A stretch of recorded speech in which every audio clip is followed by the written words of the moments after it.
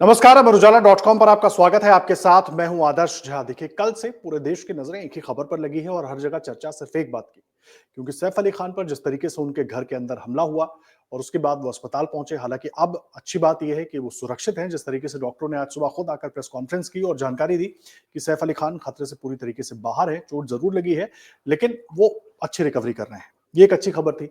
लेकिन सबसे बड़ा सवाल ये उठा कि जिस बिल्डिंग में सैफ अली खान रहते हैं, करोड़ों के उस घर में, उस बिल्डिंग में फ्लैट्स हैं और तमाम बड़े लोग रहते हैं ऐसे इलाके में, और खास करके बांद्रा वेस्ट का वो पूरा इलाका पॉश एरिया माना जाता है अगर मुंबई शहर की हम बात करें। और वहां पर इस तरह की घटना का हो जाना अपने आप में कई सवाल खड़े करता है। अभी भी पुलिस की 30 से ज्यादा टीमें लगी हुई हैं इस बात की छानबीन में कि आखिर ऐसा हुआ कैसे और कौन कौन लोग जिम्मेदार हैं इसमें। हालांकि एक नाम शाहिद का चला, उसको धरा भी गया, उसको पुलिस ने कब्जे में भी लिया, उससे पूछताछ भी जारी है। लेकिन इसके अलावा अब कई और फिल्मी सितारों के नाम भी निकल कर आ रहे हैं। अगर चर्चाओं की बात माने तो शाहरुख खान के घर की भी रेकी की गई थी। क्या फिल्मी सितारे मुंबई में सुरक्षित नहीं है, या सॉफ्ट टारगेट होते जा रहे हैं, या मुंबई पुलिस की व्यवस्था में कुछ कमी हो रही है? क्या प्राइवेट सिक्योरिटी के भरोसे ही सब कुछ छोड़ दिया गया है? ठीक है, घरों के अंदर जाकर पुलिस किसी की सुरक्षा नहीं कर सकती, लेकिन पूरे इलाके में तो उस तरह की व्यवस्था हो ताकि इस तरह की घटनाएं ना हो। बहुत सारे सवाल, अनगिनत सवाल इस पूरी घटना को लेकर उठ रहे हैं। और क्या स्थिति है इसको लेकर और पीछे की कहानी क्या है, वो जानने समझने के लिए इस वक्त मुंबई से हमारे साथ वरिष्ठ पत्रकार इकबाल ममदानी साहब जुड़ गए हैं। बहुत स्वागत है आपका इकबाल सर, अमर उजाला .com पर। सबसे पहले तो मैं जानना जी। चाहूंगा, अभी अपडेट आप लोगों तक क्या मिल रहा है? पुलिस के हाथ पहुंच पाए हैं उस आरोपी तक जिस पे कहा जा रहा है कि उसने सैफ अली खान पर हमला किया था? जिस शाहिद का जिक्र हो रहा था, क्या वो वही व्यक्ति है? अभी वो तस्वीर साफ हो पाई है? क्या है लेटेस्ट अपडेट, क्या है सर? देखिए आदर्श, सबसे पहले तो सभी दर्शकों को बहुत-बहुत शुभकामनाएँ हैं। ये जो लाइव देख रहे हैं, जो आगे जुड़ने वाले हैं, सभी के लिए।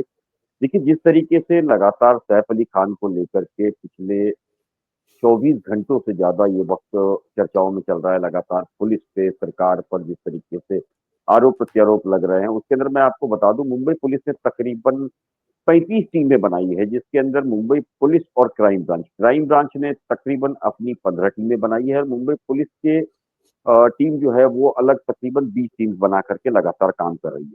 तो पहले तो सबसे पहले ये चीज़ें मैं आपको साफ कर दूँ कि जिस तरीके से आपने सैफ अली के साथ-साथ शाहरुख खान की बात की कि शाहरुख खान के घर की भी रेकी की गई थी, जिसको लेकर पुलिस ने साफ तौर पर इसे डिनाई किया है कि हम्म। शाहरुख खान का इससे कोई लेना-देना नहीं है, ना ही नहीं, उसके घर क्योंकि आज रेकी हुई दोपहर है। में इस तरह की बहुत, नहीं इससे लेना देना जी, नहीं, लेकिन इस तरह की बिल्कुल। चर्चाएं खूब चल रही थी। चर्चाएँ खूब चल रही थी, लेकिन इसको सिरे से नकार दिया है मुंबई पुलिस ने।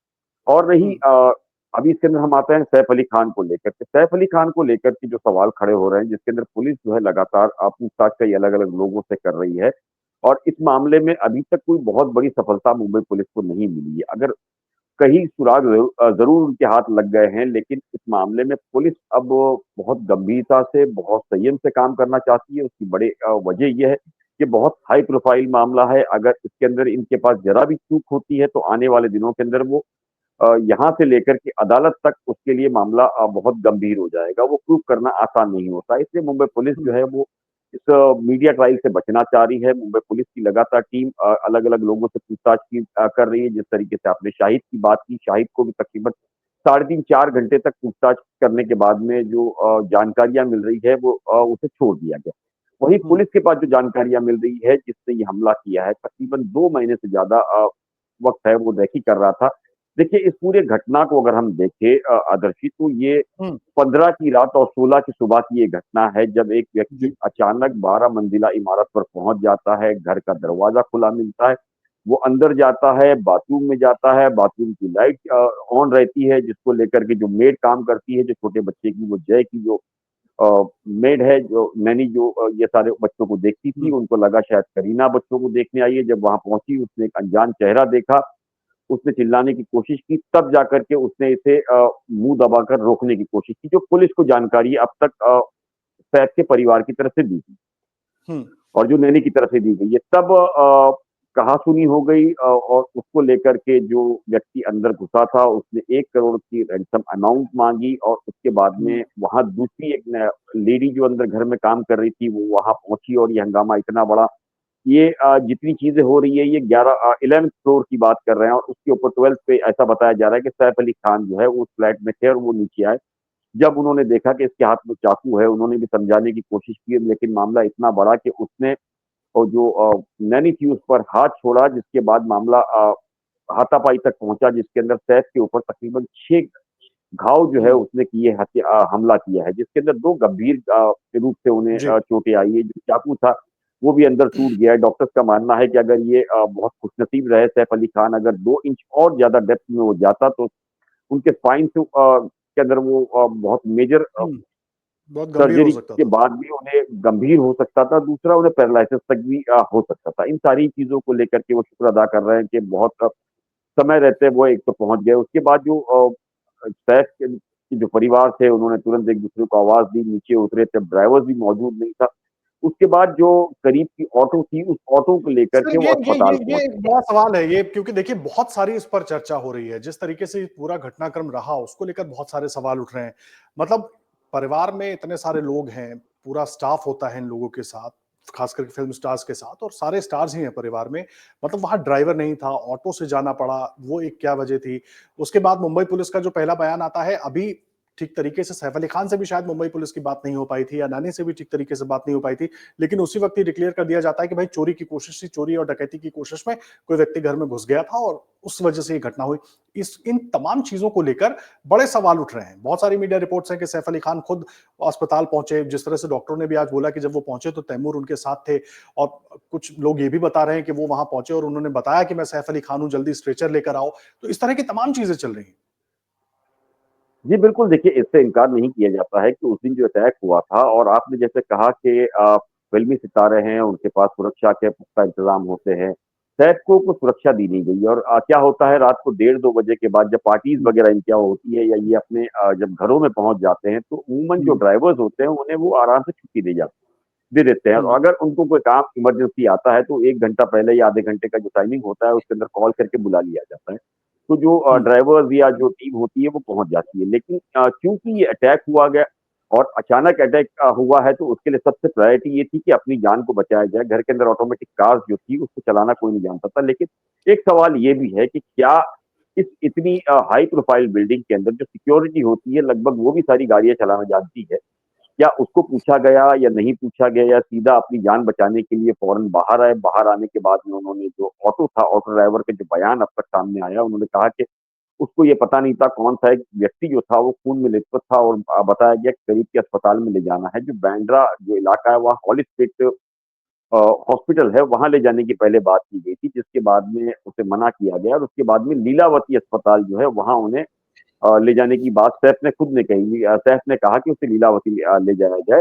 जो अगर ड्राइवर की अगर हम बात माने और ड्राइवर ने जो चीज़ें ऑन रिकॉर्ड आके बताई है, जब वो लीलावती पहुँचे तो वो वहाँ जाने के बाद उसने बताया कि स्ट्रेचर लाइए, मैं सैफ अली खान हम्म, हूँ, मुझ पर हमला हुआ है और उसके बाद मुझे जल्द ट्रीटमेंट मेरा शुरू किया जाए, अगर ऑपरेट करना है तो मुझे ऑपरेट किया जाए। जिसके बाद स्ट्रेचर भाग-दौड़ करके लाया गया, तुरंत में वहाँ डॉक्टर्स की टीम को बुलाई गई। जिन डॉक्टर्स ने उन्हें रिसीव किया था, उन्होंने ये माना कि सैफ अली खान एक बहादुर की तरह वहाँ, एक शेर की तरह वहाँ पहुँचे। उन्होंने लाइफ के अंदर एक रियल हीरो होने का सबूत पेश किया और वो अस्पताल के हम्म। अंदर डरे नहीं, इतना ब्लीडिंग होने के बावजूद और उसके बाद में उसकी ट्रीटमेंट शुरू की गई। इससे इनकार नहीं है। लेकिन देखिए जो आदर्श सबसे बड़ा सवाल आ रहा है, वो ये है कि लगातार मुंबई के अंदर इस तरह के सेलिब्रिटीज़ पर हमले जो है वो बढ़ते जा यही रहे हैं, सवाल जिसको मैं लेकर आपको लॉ करने एंड वाला ऑर्डर। था इकबाल सर, यही सवाल क्योंकि देखिए बाबा सिद्दीकी ये एक तो एक सबसे बड़ी घटना हो गई। सलमान खान के घर के बाहर कई बार फायरिंग की घटनाएँ हो चुकी हैं। अभी जब उनके घर के बाहर बुलेट प्रूफ शीशे लगाए जा रहे थे, तो सोशल मीडिया पर उसको लेकर बहुत मज़ाक भी उड़ाया गया, लेकिन सिक्योरिटी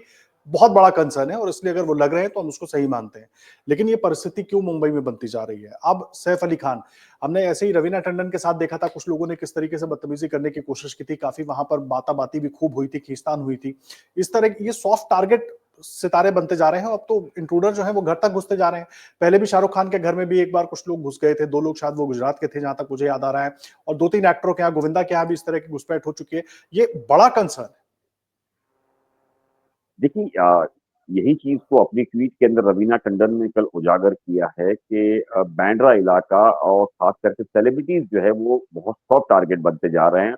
इसके अंदर जो हॉकर्स होते हैं, बाइकर्स होते हैं, आम लोग जो होते हैं वो अपनी मनमर्ज़ी से सारा काम करते हैं। देखिए सबसे बड़ा सवाल जिस तरीके से आपने सलमान खान का कहा, सलमान खान के घर फायरिंग हुई, सलीम खान को एक लेटर दिया गया, हुँ, उसके बाद में सलमान खान के बहुत करीबी और सरकार के सहयोगी पार्टी के एक्स एमएलए और एक हुँ, रनिंग एमएलए के पिता, मतलब जी। उसको अचानक गोलियां बरसाई जाती है, जहां उनकी मृत्यु हो जाती है। गोली बरसाने के इतने महीनों बाद भी आज तक मुंबई पुलिस लॉरेंस डिसूजा के नाम के बाद में भी अब तक लॉरेंस से पूछताछ करने की इजाजत नहीं मिली है।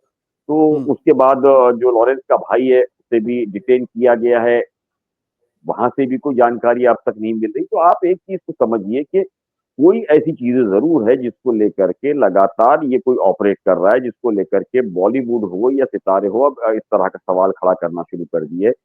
मैं अगर बात करूं आपको तो फिर एक बार हमें 1990 का और 2000 का जो दशक है वो हम्म। नजर आ रहा है, जिस तरह अचानक फोन कॉल्स आते थे, फायरिंग शुरू हो जाती थी, रैंसम अमाउंट मांगे जाते थे।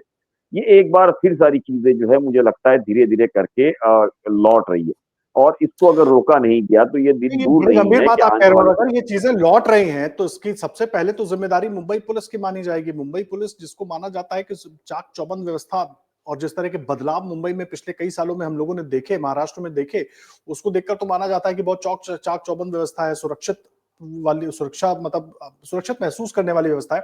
लेकिन उसके बाद अगर सितारे ही सुरक्षित नहीं है और उनके साथ इस तरह की घटना हो जाती है, तो मैं जोड़ देता हूं इसमें कि फिर आम आदमी की कहां सुरक्षा है? आम आदमी की तो सुनवाई भी नहीं होगी इस तरह की परिस्थिति में।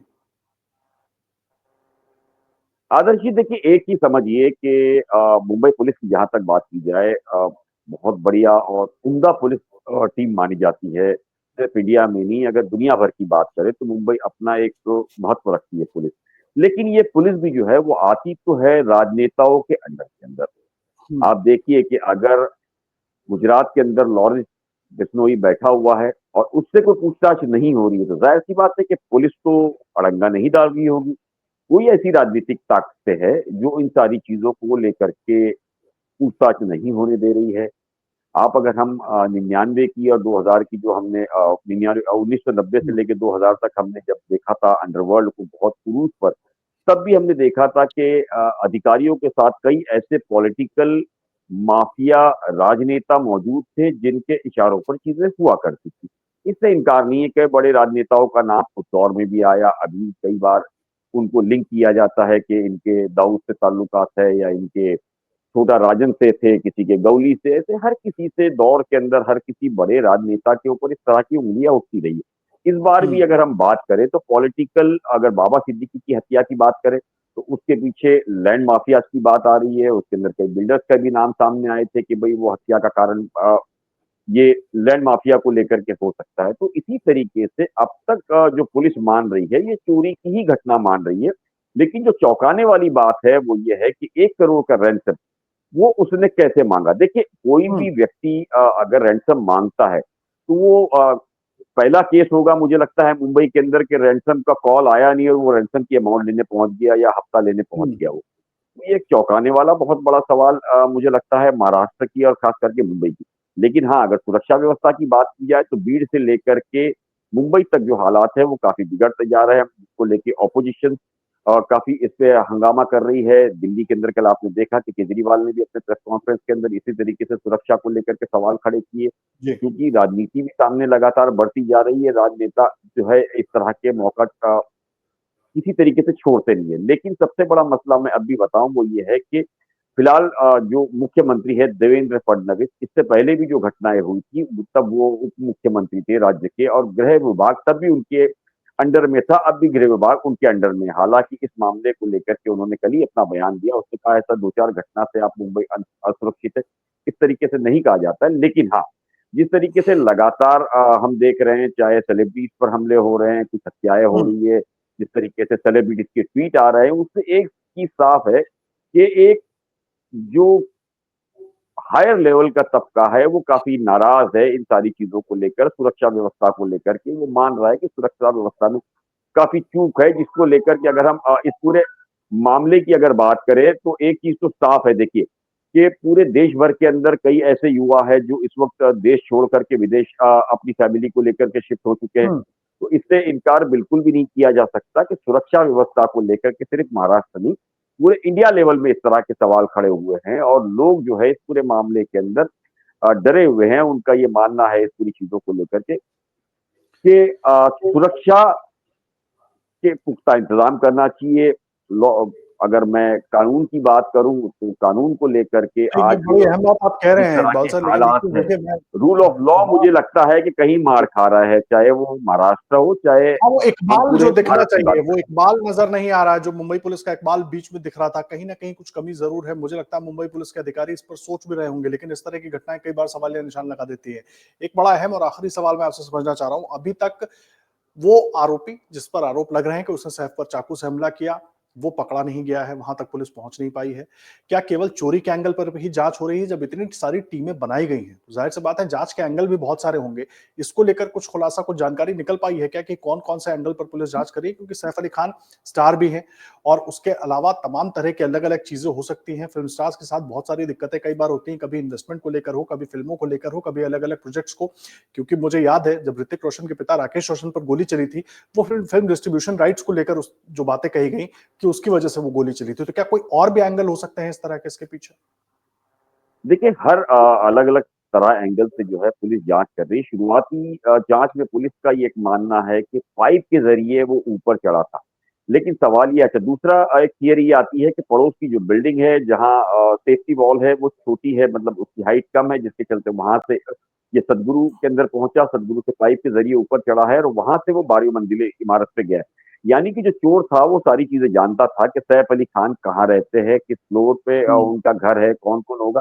लेकिन सबसे बड़ा सवाल है कि आप देखिए स्टेयरकेस पे सिर्फ एक ही सीसीटीवी लगा हुआ था, जो पुलिस की जानकारी हुँ, से अब तक सामने आ रहा है, वो भी वहाँ रहने वाले एक व्यक्ति ने लगाया था, जिसके चलते उतरने वाले जब वो चढ़ रहे थे, यानी कि 11:38 का वीडियो है और जब वो लौट करके आ रहा है, तो 2:33 के आसपास का लगभग तकरीबन 1 घंटे का जो सफर है, अगर हम माने इस पूरी घटना को, जिस तरीके से पुलिस के सामने बात आई है, तो पुलिस के हुँ, सामने घर की जो काम करने वाले लोग उन्होंने बताया तकरीबन आधे घंटा या उससे कुछ समय ज़्यादा घर के अंदर ये तमाशा चलता रहा, उसके बाद जाकर के वो घर से निकला है।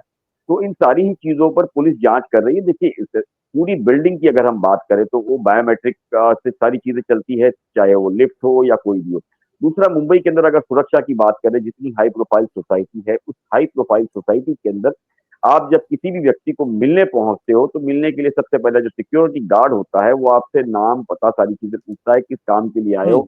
उसके बाद उस घर के अंदर जो व्यक्ति होता है, उससे वो संपर्क करता है। जब वहाँ से परमिशन आती है कि आपको भेजा जाए, तब आपकी फ़ोटो, आपका मोबाइल नंबर सारी चीज़ें ली जाती है। उसके बाद आपको छोड़ा जाता है और वो बायोमेट्रिक की जगह पर वो कार्ड जो होता है, वो लेकर के आपको लिफ्ट तक आएगा और वो वहाँ तक वो छोड़ने चला जाएगा, मतलब जिस फ्लोर पे आपको जाना है।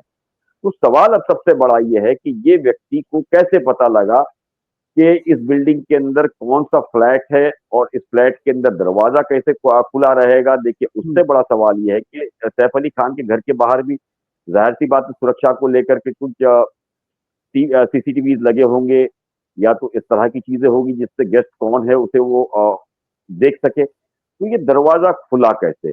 कौन व्यक्ति था जो इस दरवाजे को खोला है? क्या ऐसा था कि जिस तरीके से कहा जा रहा है कि सैफ अली के घर फ्लोरिंग का काम चल रहा था, मुंबई के अंदर खास करके जो बड़े-बड़े घरों के अंदर इस तरह के काम चलते हैं, तो एक एक्स्ट्रा चाबी जो है वो टीम को मुहैया कराई जाती है। तो क्या उस टीम के किसी व्यक्ति ने इस तरह की चीज़ों को अंजाम दिया है? या घर के अंदर जो 7 लोग काम करते हैं, उसमें से कोई व्यक्ति था? ये बहुत बड़ा सवाल है कि व्यक्ति चलो ऊपर आ गया ठीक है, ऊपर आने के बाद वो डोरबेल बजाए बिना किस तरह अंदर घर के अंदर सीधे अंदर आ दाखिल गया। हो जाता है, घर के अंदर आके वो हमला करता है, ये एक बहुत बड़ा सवाल है जिसको लेकर के पुलिस जो फ्लोरिंग के काम करने वाले हैं, उनसे भी लगातार पूछताछ कर रही है, घर के व्यक्तियों से भी पूछताछ कर रही है, साथ ही साथ जितने टावर्स लगे हैं जो पास-पड़ोस के लोकेशंस उससे डम डाटा लेकर के भी कोशिश कर रही है कि उस वक़्त कितने ऐसे फ़ोन्स थे जो वहाँ उस टावर के करीब में मौजूद थे और कौन-कौन से ऐसे फ़ोन्स थे जो शक के दायरे में आते हैं। जो शक हुँ, के दायरे में आ रहे हैं, उनसे पूछताछ भी की जा रही है, साथ ही उनके सीडीआर्स निकाल के भी चेक किए जा रहे हैं कि आखिरी बार उनकी किससे बात हुई है, किससे वो कॉन्टैक्ट में थे। तो इन सारी ही चीज़ों को लेके पुलिस लगातार काम कर रही है।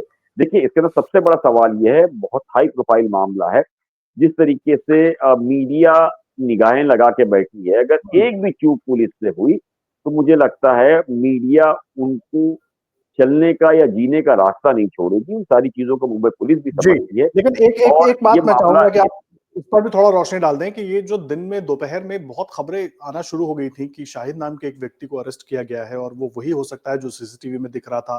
लेकिन मुंबई पुलिस की तरफ से औपचारिक तौर पर इसको लेकर कुछ बताया नहीं गया पहले। फिर कहा गया कि आरोपी अभी गिरफ्त में नहीं आया है। ये बड़ा घटनाक्रम घूम रहा है बार-बार। देखिए ये पूछताछ के लिए उसे लाया गया था कि जो व्यक्ति दिख रहा था सीसीटीवी के अंदर, हुँ, उसी कद-काठी का ये जो व्यक्ति है, जिसके ऊपर तकरीबन 3 से 4 घर फोड़ी जिसको कहा जाता है, हाउस ब्रेकिंग के हुँ, केसेस मौजूद थे।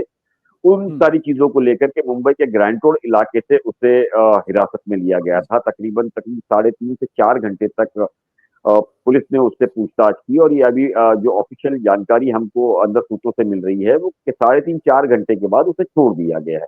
और पुलिस का ये कहना है कि अब इस चोरी की जो उम्मीद ये लग रही थी, वो ये बंदा नहीं है, लेकिन हाँ, इस मामले में बिल्कुल भी क्लीन चिट उन्होंने नहीं दी है और दूसरे जो व्यक्ति की जिस तरीके से ये कद-काठी का मामला है, उसकी तलाश जारी है।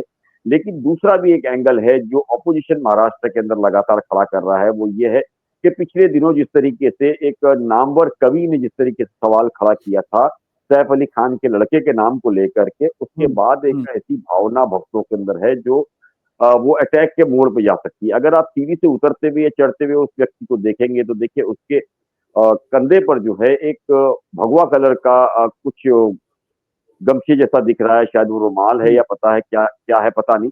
उसको भी यहाँ पॉलिटिकल पार्टीज़ जो है वो जोड़ करके उन सारी चीज़ों से देख रही है कि शायद इस तरह के लोग भी है वो गुस्से में आकर के अटैक कर सकते हैं। तो सारी अलग-अलग थियरीज़ पे पुलिस जो है वो काम ज़रूर कर रही है, लेकिन अब तक जो चीज़ें साफ दिख रही है, वो पुलिस इस पूरे मामले के अंदर ये मान रही है कि घटना जो है महज़ चोरी तक की है। लेकिन एक सवाल मैं फिर आपसे कह दूँ कि जो सवाल है वो 1 करोड़ रुपया वो 1 करोड़ रुपया उस हुँ, व्यक्ति इसलिए वो क माँगा, ये जी। कन्फर्म है इस थियरी के अंदर आदर्श के ऐसा कोई व्यक्ति करीब का ज़रूर इस मामले में जुड़ा हुआ है, जिसके चलते एक्सेस बहुत आसानी से घर के अंदर जाने के लिए उसे मिली है, नहीं तो दरवाज़ा खुला रहना रात 2 से ढाई बजे ये मतलब हुँ।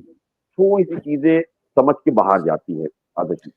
ये बड़ी अहम बात आप कर रहे हैं और ज़ाहिर-सी बात है इसीलिए इतने सवाल उठ रहे हैं और पुलिस के हाथ अभी खाली हैं और इसीलिए हमने इकबाल सर को अपने साथ जोड़ा था कि तमाम जो बातें उठ रही हैं, उस पर क्या हकीकत है, क्या सच है, क्या बातें कही जा रही हैं, उसके मायने क्या हैं और जो सवाल मुंबई पुलिस पर भी उठ रहे हैं, उनको लेकर क्या कोशिशें हो रही हैं मुंबई पुलिस की ओर से। देखिए, अभी तक आरोपी गिरफ्त के बाहर है, मुंबई पुलिस की कोशिशें लगातार जारी हैं, उम्मीद करेंगे कि जल्द मुंबई पुलिस के हाथ उसके गिरबान तक पहुँचे और इस पूरे मामले का खुलासा हो पाए कि आखिर जो सवाल इकबाल सर ने उठाए हैं कि वो घर के अंदर पहुँचा कैसे, क्या उसको किसी से मदद मिल रही थी और जिस वक़्त ये सब कुछ हुआ, सैफ वहाँ पर मौजूद थे, सैफ ने बचाने की कोशिश की और वो 1 करोड़ रुपए का सवाल, वो बहुत महत्वपूर्ण सवाल है कि वो 1 करोड़ रुपए की डिमांड उसने क्यों रखी। बहुत धन्यवाद इकबाल साहब, जो भी अपडेट होगा आगे लगातार आपको अपने साथ जोड़ते रहेंगे और थैंक इस यू। पूरी घटना पर नज़र हमारी बनी रहेगी। आप भी देश और दुनिया की हर बड़ी और ज़रूरी खबर के लिए अमर उजाला डॉट कॉम पर बने रहिए। धन्यवाद।